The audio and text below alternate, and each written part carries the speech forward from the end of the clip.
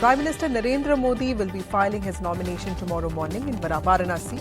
He's in fact leading a grand roadshow there today. He started by garlanding a statue of Madan Mohan Malviya at the Banaras Hindu University. He will also be visiting the Kashi Vishwanath temple today. This is the third time the Prime Minister is seeking a term from Varanasi. The roadshow and the renomination in many ways reflect the Prime Minister's gratitude for the acceptance of him as the MP from UP, a state critical to India's politics. It's also a show of strength and confidence that the Prime Minister has centered the city of Kashi around, announcing Vande Bharat trains and several railway projects, and also the Kashi corridor, and even initiatives such as Kashi Tamil Sangamam that are core to his beliefs in civilizational unity of the country.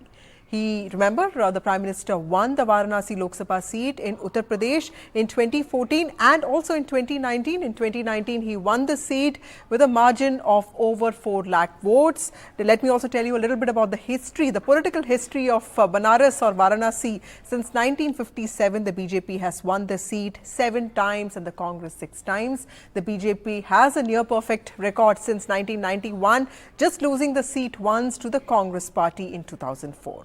Kashi has also been core to the Prime Minister's social justice outreach. In fact, this is where he was on the 647th birth anniversary of Sant Guru Ravidas, inaugurating many developmental projects and also unveiling a statue of Guru Ravidas in a special outreach to the SC community.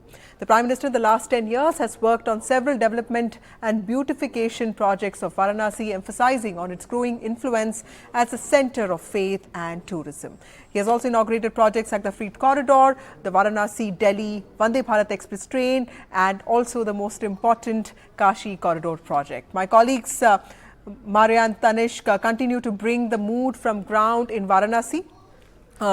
And also we have Manisha Priyam, who is a political analyst who will help us understand the importance of Varanasi in the Prime Minister's political projection and also his politics and governance. Tanishq, to you first, how is Varanasi looking like today? How is the mahal set for tomorrow, which is going to be an important day for the party? The party is relying so much on the popularity of the Prime Minister. So today, take us through all that the Prime Minister did today. What did people tell you?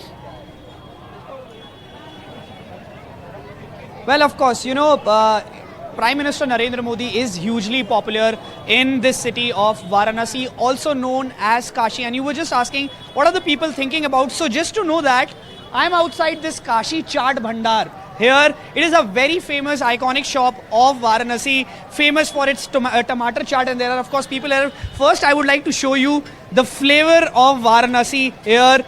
You can, of course, see delicious chaat being prepared, and people of Varanasi, and, of course, other tourists also who've come here from different parts here to, of course, catch a glimpse of Prime Minister Narendra Modi and Chief Minister Yogi Adityanath, who are holding around 5 kilometer long road show.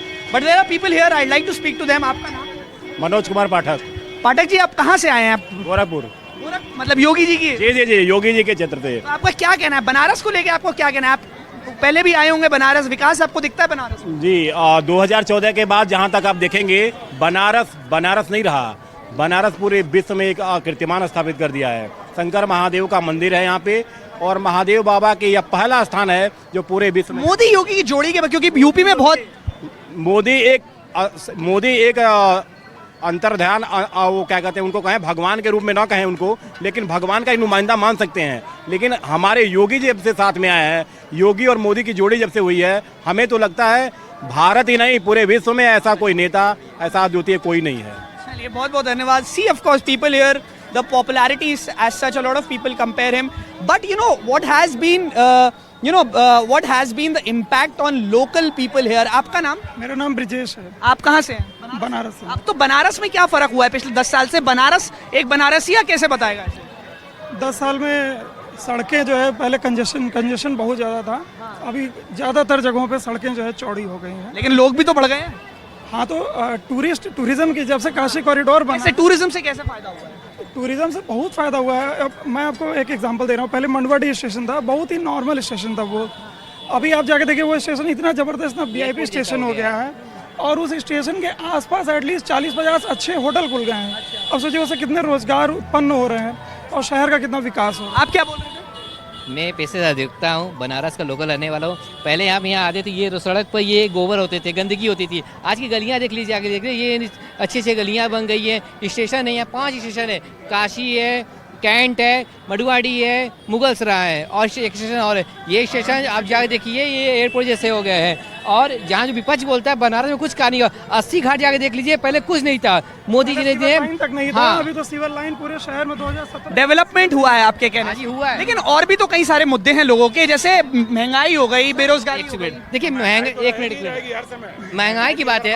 Developing country है, हर वक्त महंगाई रहेगी। कोई party ये दावा नहीं कर सकती कि महंगाई खत्म कर देंगे। अगर आप डेवलपिंग कंट्री हैं तो किसी कीमत पे महंगाई खत्म नहीं हो सकती, लेकिन वो विद इन इनकम रहनी चाहिए।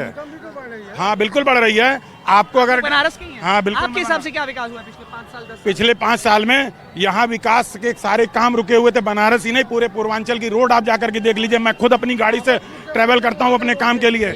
10 घंटे लगते थे गोरखपुर से बनारस आने में, आज 4.5 घंटे में आप नौसड़ से निकलिए और बनारस के अंदर इंटर कर लीजिए। समझ गए, ये टाइमिंग है। विकास काफी विकास आपको हर एरिया में दिखेगा। कौन सा एरिया पूछिए, बताएं मैं आपको। हर एरिया में विकास। भावुक हो गए आप। मुस्कुराइए, एक बार मुस्कुराइए, भावुक एक नहीं बार हो गए। मुस्कुराइए। अरुण कुमार। आपके हिसाब से आप बनारसी पान खा रहे हैं? किसी और को हम बाबतपुर से आ रहे हैं, बाबतपुर एयरपोर्ट से। वहाँ पे पहले सड़क नहीं थी कि आज जाके सड़क देख लीजिए। वहाँ से आने में आपको बनारस आने में आधे घंटे लगेगा, 20 मिनट लगेगा। So of course you see Vasudha, a lot of people are so of course enthusiastic and excited. Over to you. 2000 Thank you, Tanesh. So many voices there, all of them talking about the Prime Minister and what he means to the constituency of Varanasi. Manisha ma'am, the constituency of Varanasi has been the stage for 2 electoral battles at least of 2 Prime Ministers, Prime Minister Modi and of course former Prime Minister Chandrasekhar, who won this seat in 1977. No, it's also one of the 11 seats in Uttar Pradesh that has never been won by Samajwadi Party or for that matter Bahujan Samaj Party. Tell us, what does Varanasi mean in the larger context of UP politics and national politics and the Prime Minister contesting from there for the 3rd time? What does this mean for his own image, projection and politics? So many things, but to the people of this country, Varanasi has immense historical significance. It's a 5th century BC city. It's time invariant. It's considered a sacred geography for the Hindus, whether to the north of the Vindhyas or to the south.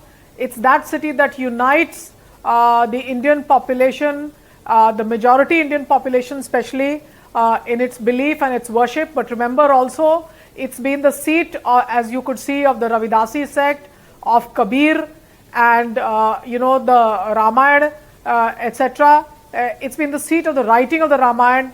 Many noted literary figures, Madan Mohan Malviya, one of them, but my own personal favorite, Annie Besant, who started India's first independence movement with the Home Rule League, etc. All of these histories, and it's a city where history moves in a scintillating way with a surging crowds on the streets. And that's the city that Prime Minister Modi is transformed. And if you go there, many of them will tell you, as you could hear right now, that he is our MP, he is our MLA, he is also a local corporator, and meaning thereby that the Prime Minister looks at not just the grand view of what a member of parliament should be doing, but also the minuscule of what the city needs. In many ways, people could argue with you, but it's a city that's adopted Prime Minister Narendra Modi as their own. They'll tell you where he stays. Someone spoke about the station at Maduadi, the DLW guest house where the Prime Minister stays, and what dhoti he will wear. Now all of these, Banarsis are very famous for talking at small pan shops and chaat shops. Your reporters rightly standing at the tomato chaat place. He can go to many others, I can tell him, and he will find that people simply gather to talk, to gossip. And at this point of time, it is Narendra Modi who is the center of the conversations. And I can tell you, after he comes, the atmosphere there transforms. And that's what's going to be. The city loves its Prime Minister, the city loves its MP, and they believe he's more than what their MLA could be or corporator could be. The city is him and he is the city. Right. Manisha, also tell us, how do you rate the Prime Minister's visits to his own constituency in the last, 10 years? His treatment of his constituency, because he has often gone there. And, a few days ago, he was talking about how he is a Banarasi now. And in fact, there was an emotional moment in an interview where he talked about how Ma Ganga has adopted him. So what is his, the way he talks about his relationship with Varanasi or River Ganga? How do you see that playing into the psyche of people, the imagination of people, as somebody of Narendra Modi, as someone who understands India and its culture? So I wouldn't know. I've never had the fortune of meeting the Prime Minister or speaking to him about Banaras, but I spend a lot of time in the city around the university that he goes to very often, and I can tell you what I gather, whether on the high streets or to ordinary people standing at every corner. They feel that he's addressing a lot of their issues. The person who you spoke to already told you a lot of the broadening of the roads, but many mega events that have come. The Tamil Samagam was one such, held in December last year, that brought in a lot of tourists. The redoing of the Kashi Vishwanath temple, which means that the regular footfalls are just so many, and everybody believes that they must be in Kashi. And to that extent, it's a place that now attracts devotees from the world over. Now, there are things that require change, that require modernization, but many of those areas, I believe that the city believes that the Prime Minister is going to look at. And, it's a lot of its issues are about congestion, but they were also about the lack of business and the lack of people coming in. And I think those have been addressed big time. Some major renovations still remain. The fact that the Prime Minister has been able to get many Prime Ministers and Premiers from around the world and many dignitaries, and the city is loving the focus that it gets right now. Well, thank you so much, Manisha Priyam, for joining us. The PM's grand mega roadshow in the city of Varanasi a day before he, files his nomination from Banaras. Moving on, today was also the fourth phase of elections, Lok Sabha elections 2024. Polling with this is over in the southern states. Telangana, in fact, 17 states have voted. Andhra, 25 states have voted. The other southern states got done in the earlier polls. In today's episode of Poll Science, we'll try and understand how the South could have voted and who really has the edge there. प्रधानमंत्री जी, बहुत सारे आंकड़े लगाए जा रहे हैं कि जो ईस्ट इंडिया है वहां पे बीजेपी का अपस्विंग है. बंगाल की बात कर लें या फिर उड़ीसा की, आंध्र प्रदेश और तेलंगाना में भी, तो आपका क्या असेसमेंट है? एक तो राजनीति के अलावा अगर मैं कहूं तो शायद मेरा 2013 का भाषण है, और तब मैं पीएम कैंडिडेट भी नहीं था, कि भारत का विकास करना है तो हमें पूर्वी भारत को विकसित करना चाहिए, पूर्वी भारत को ग्रोथ इंजन बनाना चाहिए. पिछले 10 साल में मैंने लगातार हिंदुस्तान के पूर्वी भारत में इंफ्रास्ट्रक्चर, एजुकेशन, हेल्थ, ऐसे हर प्रोजेक्ट पर बल दिया है. इस चुनाव का जहां तक सवाल है, जबरदस्त आंधी उत्तर, दक्षिण, पूरब, पश्चिम सब दूर है.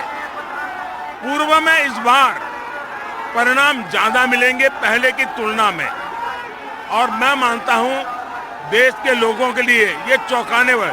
जैसे तेलंगाना, आप कल्पना नहीं कर सकते वैसा परिणाम तेलंगाना में मिलेगा, वैसा आंध्र में मिलेगा, वैसा उड़ीसा में मिलेगा, वैसा बंगाल में मिलेगा, पूर्वी भारत में मिलेगा, बिहार हो, झारखंड हो, असम हो.